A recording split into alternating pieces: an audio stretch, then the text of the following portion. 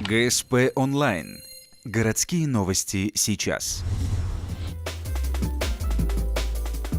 Суббота, 13:40. Арена Ледового дворца. В рамках городского первенства по хоккею играют любительские команды. Гости из Вуктыла против местного Авторадио. В первом периоде отличаются хозяева. Алексей Найденко и Евгений Лобасенко пробивают защиту соперника и совершают по результативному броску. На 15-й минуте Владимир Новоселов из Вуктыла задерживает соперника руками, за что получает наказание в виде 2-минутного штрафа.